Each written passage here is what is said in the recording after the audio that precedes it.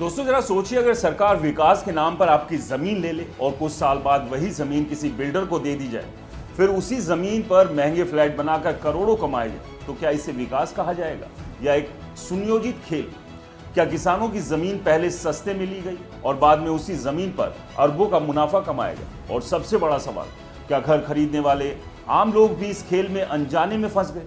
हाल ही में ईडी यानी कि एनफोर्समेंट डायरेक्टरेट की कार्रवाई ने ऐसे ही एक बड़े रियल एस्टेट घोटाले की परतें खोल दी, जिसमें करीब 598 करोड़ रुपए से ज्यादा कीमत की जमीन कुर्क की गई। ये जमीन उत्तर प्रदेश के आगरा में स्थित है, लेकिन मामले के तार गुरुग्राम के बहुचर्चित लैंड रिलीज विवाद से जुड़े हुए हैं। इस पूरे मामले के केंद्र में real estate company Ansal properties and infrastructure limited, जिस पर आरोप है कि जमीन अधिग्रहण और रिलीज की प्रक्रिया का इस्तेमाल करके भारी फाइनेंशियल फायदा कमाया गया। ये कार्रवाई धन शोधन निवारण कानून यानी prevention of money laundering act के तहत की गई, जिसका मतलब है कि मामला सिर्फ जमीन घोटाले का नहीं बल्कि मनी लॉन्ड्रिंग तक पहुंच गया। दोस्तों, इस पूरे मामले की जड़ें गुड़गांव के सेक्टर 58 से 63 और 65 से 67 की जमीन से जुड़ी है, जिसे सरकार ने सार्वजनिक विकास के नाम पर अधिग्रहित किया था।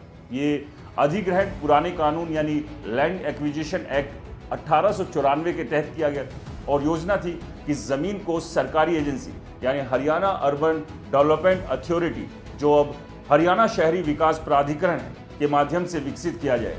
लेकिन जांच में सामने आया कि अधिग्रहण के बाद बड़ी मात्रा में जमीन निजी बिल्डरों के पक्ष में रिलीज कर दी गई।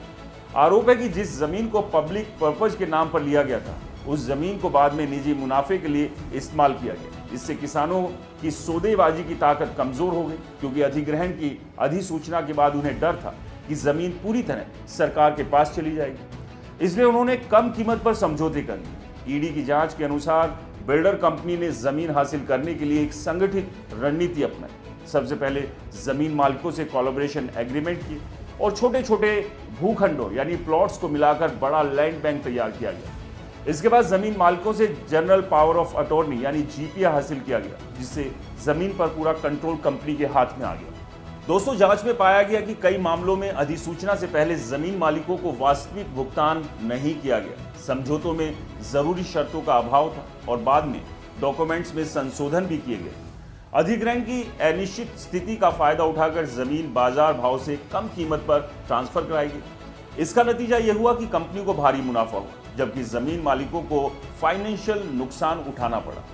जमीन का बड़ा हिस्सा हासिल करने के बाद कंपनी ने हरियाणा के टाउन एंड कंट्री प्लानिंग विभाग से लाइसेंस लिया और करीब 142 एकड़ से ज्यादा जमीन पर हाउसिंग कॉलोनी विकसित करने की मंजूरी मिल गई। इसमें लगभग 42 एकड़ से ज्यादा अधिसूचित जमीन को अधिग्रहण से रिलीज किया गया और इसी जमीन पर बड़े रेजिडेंशियल प्रोजेक्ट बनाए गए, जिन्हें बाद में आम घर खरीदारों को बेच दिया गया। इस तरह जमीन की मूल पहचान पूरी तरह से बदल गई और जो जमीन पहले अधिग्रहण के दायरे में थी, वही बाद में निजी प्रोजेक्ट में बदल गई। सबसे बड़ा सवाल यह है कि अगर ये जमीन कथित तौर पर अपराध से जुड़ी थी, तो कार्रवाई गुरुग्राम में क्यों नहीं हुई? दोस्तों, दरअसल जांच एजेंसियों के सामने ये चुनौती थी कि जिन प्रोजेक्ट्स में फ्लैट बन चुके हैं और हजारों लोग रह रहे हैं, वहां कार्रवाई करने से आम खरीदार प्रभावित हो सकते थे। इसलिए एजेंसी ने उन प्रोजेक्ट्स को नहीं छुआ और इसके बजाय कंपनी की दूसरी संपत्तियों पर कार्रवाई की गई। इस रणनीति के तहत आगरा की जमीन कुर्क की गई, जिसमें अनुमानित कीमत लगभग 598 करोड़ रुपए बताई गई। जांच में ये भी सामने आया कि कई संपत्तियां अलग अलग कंपनियों और लोगों के नाम पर थी, लेकिन वास्तविक नियंत्रण कंपनी के पास था, जिससे ये संकेत मिलता है कि संपत्तियों को अलग अलग नामों में रखकर असली मालिकों का हक छिपाने की कोशिश की गई थी। इस मामले की शुरुआत एक लंबी कानूनी प्रक्रिया से जुड़ी हुई थी, जो अंततः सुप्रीम कोर्ट ऑफ इंडिया तक पहुंची। अदालत के निर्देश पर सेंट्रल ब्यूरो ऑफ इन्वेस्टिगेशन ने एफआईआर दर्ज की, जिसमें साजिश, धोखाधड़ी और भ्रष्टाचार से जुड़ी धाराएं शामिल।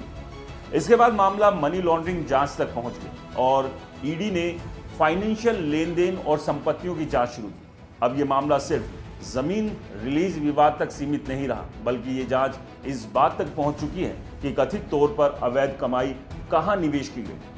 दोस्तों, ये पूरा मामला भारत के रियल एस्टेट सेक्टर पर कोई बड़े सवाल खड़े करता है। क्या जमीन अधिग्रहण की प्रक्रिया का गलत इस्तेमाल किया गया? क्या किसानों और जमीन मालिकों को नुकसान पहुंचाकर बिल्डरों को फायदा पहुंचाया गया?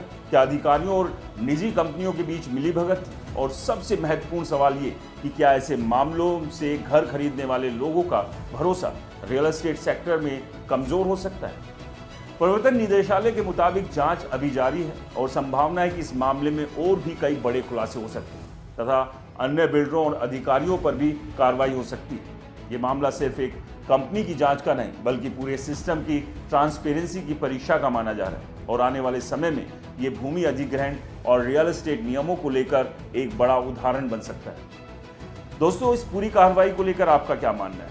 क्या मिलीभगत का ये गठजोड़ इतना बड़ा है जिसकी वजह से आम किसान से लेकर आम होम बायर फंस जाते हैं, उनकी मेहनत की कमाई को कोई और डकार लेते हैं? हमें कमेंट्स में अपनी कहानी बताइएगा। और हाँ, ये वीडियो पसंद आया तो इसे ज़्यादा से ज़्यादा शेयर कीजिए। हमारे चैनल को फॉलो और सब्सक्राइब करना बिल्कुल मत भूलिए। नमस्कार।